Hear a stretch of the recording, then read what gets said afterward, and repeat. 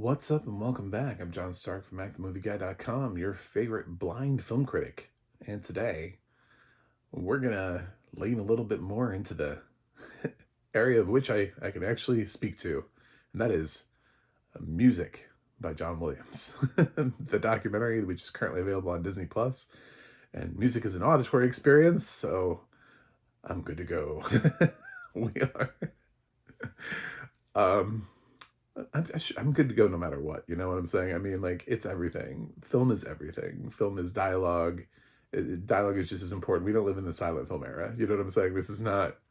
Um, People love great scripts, great acting moments, and we have these great scores, and so many of them are written by John Williams. So it's just kind of like a celebration of his work. But what kind of celebration? Because I feel like there are many different ways that you could do this, and some people will want one way and some people want another way, and there are merits of both. So first off, right off the bat, because I'm a blind film critic, the whole reason why you're here, audio description, I didn't like it. It was, it's, I'm not holding a lot against it because it is documentary audio description, which is really hard because documentaries have um, a lot of talking. They feature a lot of talking heads, a lot of things you don't want to talk over, especially when you're in music by John Williams. It's hard to come in to, even when they stop, because we're listening to John Williams's score. So it's so hard to trample the thing that people likely came there for. So I didn't even hear audio description for like a hot minute in the film. Like, it seemed like I was like, does this have audio description? So it's sparse, but the thing is, it actually doesn't sound like it's at a good recording quality. Like, it doesn't sound like it was uploaded at the same level at which the film is. It doesn't match the kind of, it sounds like it's a poor, like a mono quality audio description for a film that's decidedly not. That's all about, and this is the kind of film that you would notice too, because if you have those great sound systems, surround sounds, you're probably going to want to crank it on this one to listen to the John Williams scores. And you're going to notice your audio description does not sound like it's playing in the same field. It sounds, and it's not necessarily that I don't have a problem with the narrator's voice. Again, I'm giving it a huge pass because this is a really hard film to describe. It would be like somebody coming along and then grading my review. If somebody tried to like audio describe it, I don't take that many pauses. So where are you going to fit the audio description? You know? There just isn't that much opportunity for audio description in some of these projects. And, I've talked with writers of documentaries, documentary audio description, and they're always like, it's so hard because it's like, I don't even have time to get, and it's like, sometimes if you just get a name in, like, that's a huge help because we at least know who's talking. If you can tell us why we should care that they're talking, in some documentaries when it really matters, like, are you an expert in blank, like, that helps. um but it is really hard because sometimes they're talking over uh really important visuals that we don't get described to us because nobody will shut up.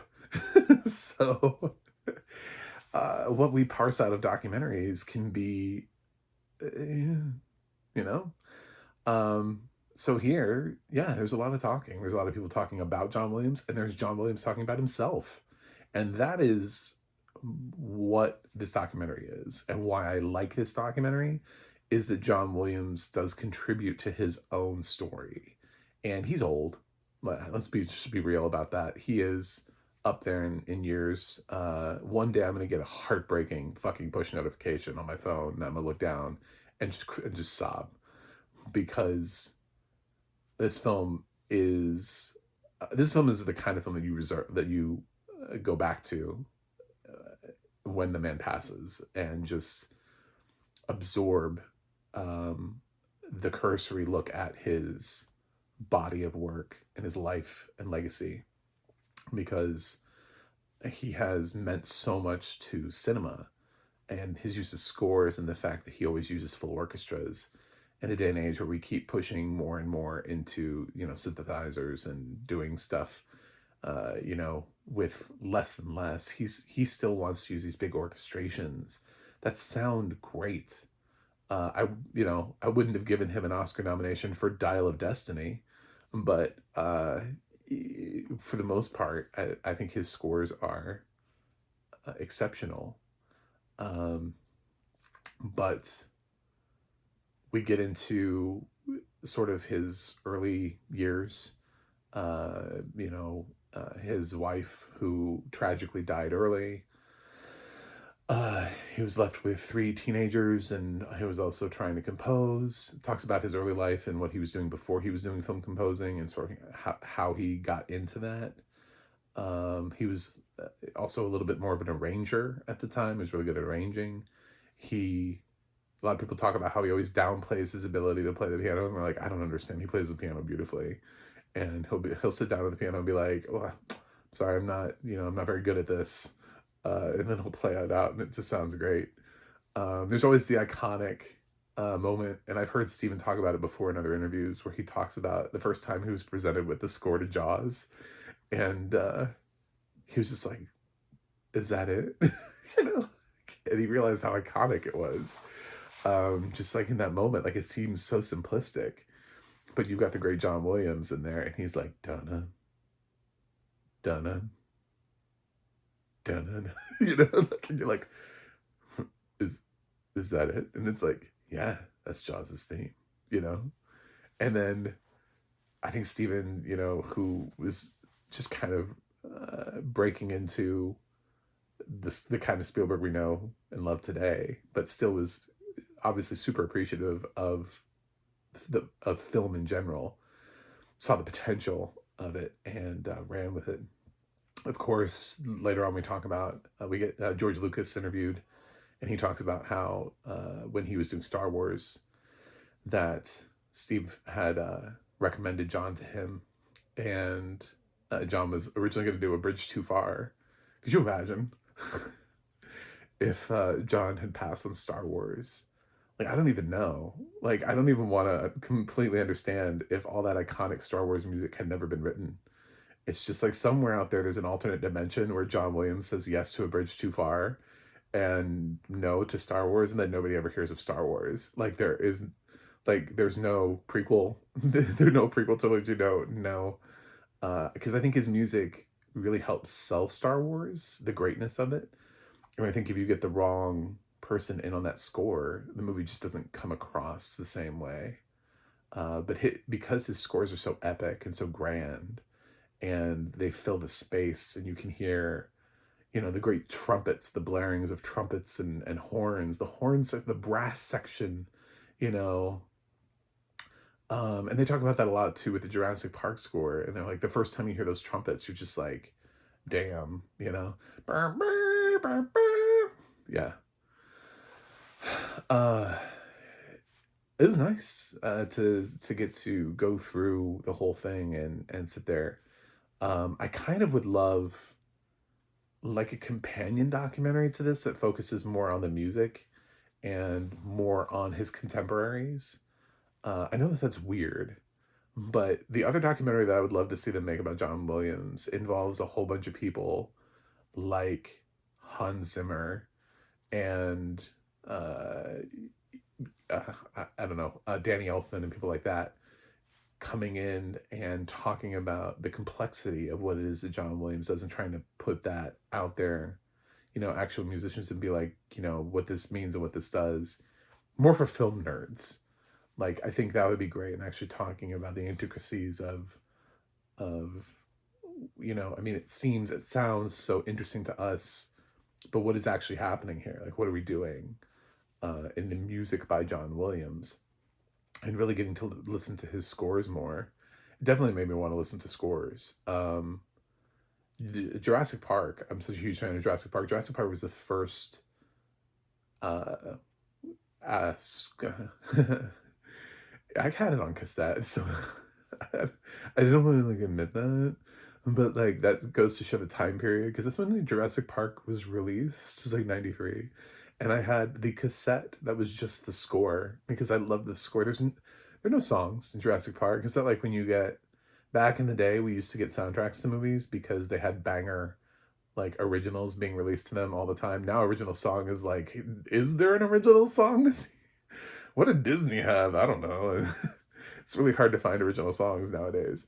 So much so that when there is one in something like Barbie, it's just like, well, that's the clear front runner because it's up against, that song from Flaming Hot that nobody had ever heard before. Uh, so, I mean, these used to be really competitive original song races, and they fueled soundtracks. But I had the Jurassic Park soundtrack, and I just loved listening to it. I just loved listening to the music and the appreciation for that.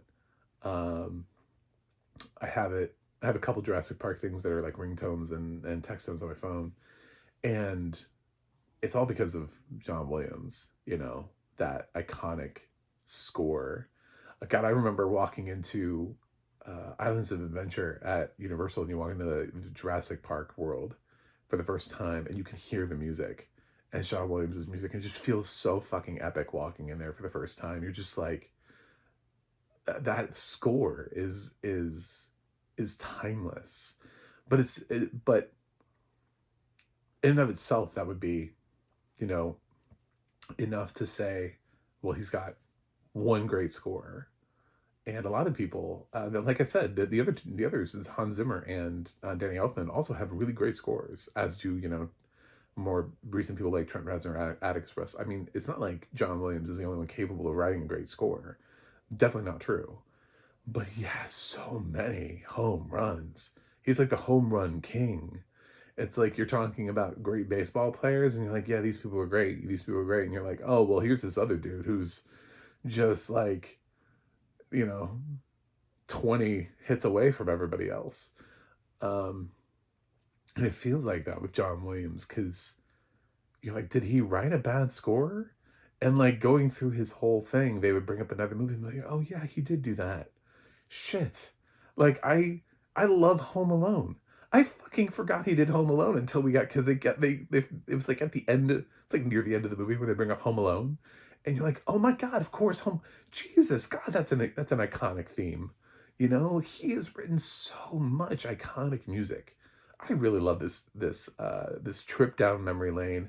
I think there are other ways we could do those documentaries, but I think there had to be one that included him talking about his music and his life, so that we have that, so that we have this moment forever. So he gets to speak on his music, his career, his life. Um, Later on, I'm sure somebody will do a John Williams biopic, and we'll learn whether or not he was, addicted to heroin or whatever.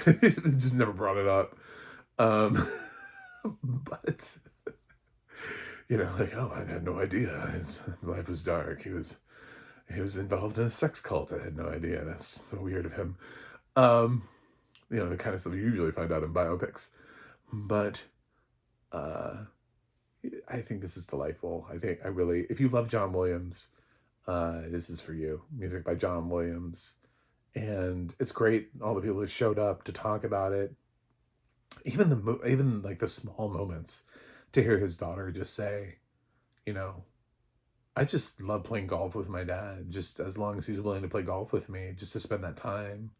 Because I guess he likes to play golf. That's his like little break from not doing music.